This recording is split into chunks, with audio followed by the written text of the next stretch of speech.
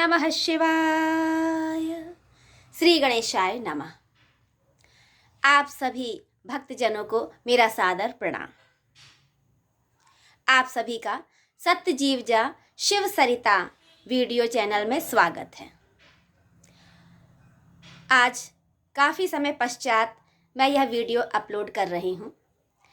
इस समय श्रावण मास चल रहा है और आप सभी भक्त भगवान शिव की आराधना पूजा में लगे होंगे। भक्तों, यह श्रावण मास भगवान शिव को अत्यंत ही प्रिय है, क्योंकि सभी शास्त्रों पुराणों में यह बार बार वर्णित है कि अभिषेक प्रियः शिवः। भगवान शिव को अभिषेक जल की धारा अत्यंत प्रिय है। और यह जो सावन मास है, श्रावण और भादो, इन मास में वर्षा स्वतः होती है, जो कि जल की धारा लगातार भगवान शिव पर गिरती रहती है प्रकृति के द्वारा। इसलिए यह प्राकृतिक रूप से ये जो मास है भगवान शिव को बहुत प्रिय है, क्योंकि इसमें ना अधिक गर्मी होती है ना ही अधिक ठंड। ये ऋतु श्रावण मास, भादो मास, ये सम ऋतुएं हैं, ना अधिक शीत ना अधिक ग्रीष्म। भगवान शिव को बहुत ही प्रिय है। स्कंद पुराण में श्रावण मास महात्म्य करके एक अलग ही खंड आया है, जिसमें विशेष रूप से श्रावण मास की महिमा का वर्णन है। यह मास स्कंद पुराण में स्पष्ट वर्णित है कि श्रावण मास मोक्षदायक है। इस मास में जो भी भगवान शिव की आराधना करते हैं उन्हें मुक्ति अवश्यमेव प्राप्त हो जाती है। शिव पुराण में स्पष्ट उल्लेख है कि भगवान शिव के भक्त को 1 से 3 जन्मों के अंतर अवश्य ही मुक्ति प्राप्त हो जाती है। जो शिव भक्त है, जिसने शिव पुराण का आश्रय ले लिया है, वह भगवान शिव की कृपा प्राप्त करके 3 जन्मों के अंतर अवश्य ही मुक्ति को प्राप्त कर लेता है। और अगर शिव का एक निष्ठ अनन्य भक्त है तो इसी जन्म में मुक्त हो जाता है। इस श्रावण मास में आप अनेक प्रकार से भगवान शिव की आराधना कर सकते हैं। भगवान शिव को जलधारा तो प्रिय ही है, साथ ही कामना विशेष के अनुसार आप उन्हें तीर्थ जल के द्वारा, दूध के द्वारा, दही के द्वारा, घी के द्वारा, मधु के द्वारा, पंचामृत के द्वारा, नारियल जल के द्वारा, गन्ने के रस के द्वारा, विविध प्रकार से जलधाराओं से उन्हें आप तृप्त कर सकते हैं और मनोकामना भेद से आप अपनी मनोकामना पूर्ति प्राप्त कर सकते हैं।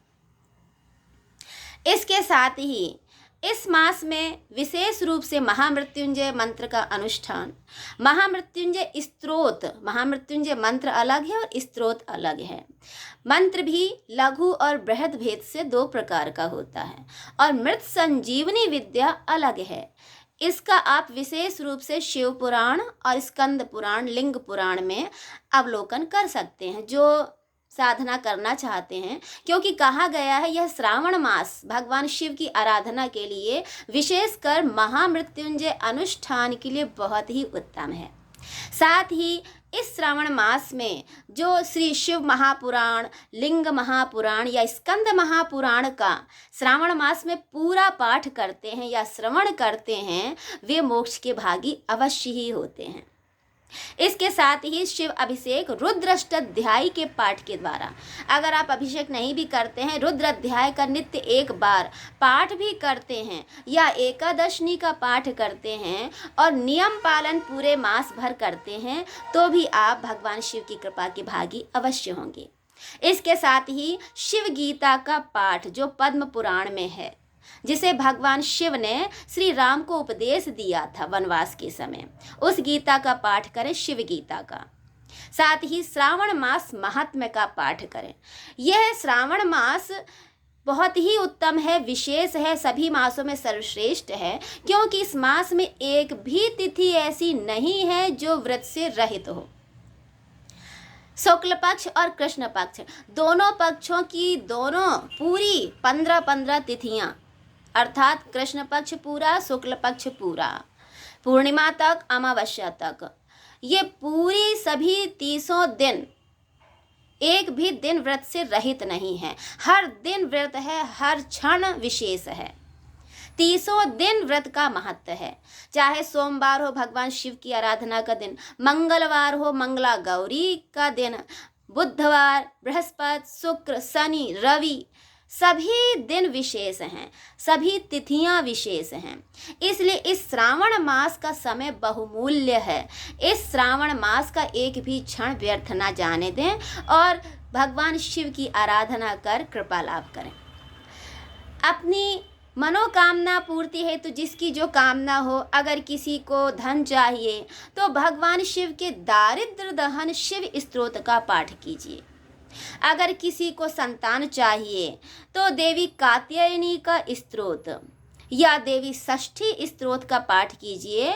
निस्संदेह माता कामना पूर्ण करती हैं।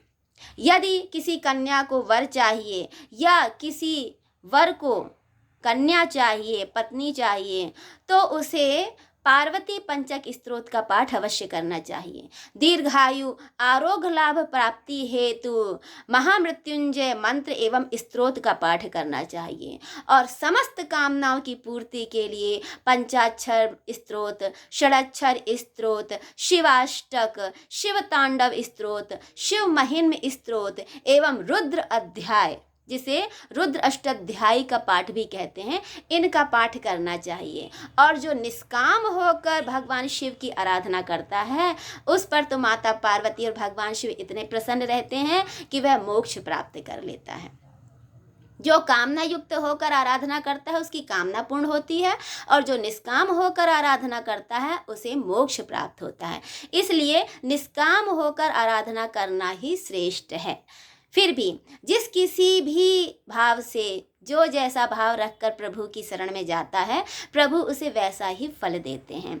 इसलिए मेरी आप सबसे प्रार्थना है कि इस श्रावण मास में आप जितना समय भी हो सकें मन से, तन से, धन से, किसी भी प्रकार से भगवान शिव माता पार्वती की आराधना अवश्य करें। मंगलवार माता मंगला गौरी देवी का व्रत है और सोमवार विशेष रूप से भगवान शिव की आराधना का है। इसलिए श्रावण मास में आप विशेष रूप से, अगर आप 30 दिन व्रत उपवास जब तक कुछ नहीं कर सकते, अगर कोई अनुष्ठान नहीं कर सकते, तो कम से कम इस श्रावण मास में 16 सोमवार व्रत, मंगला गौरी व्रत, प्रदोष व्रत शुक्ल पक्ष कृष्ण पक्ष दोनों में, और श्रावण मास की कृष्ण पक्ष की शिव चतुर्दशी व्रत बिल्कुल ना भूलें। इसके साथ ही श्री शिव गीता का पाठ एवं श्रावण मास महात्म्य का पाठ अवश्य करें। माता पार्वती की एक छोटी सी स्तुति प्रस्तुत करती हूँ। धराधरेन्द्र नंदनी शशांक मौलि संगनी सुरेश शक्ति वर्धनी नितांत कांत कामनी।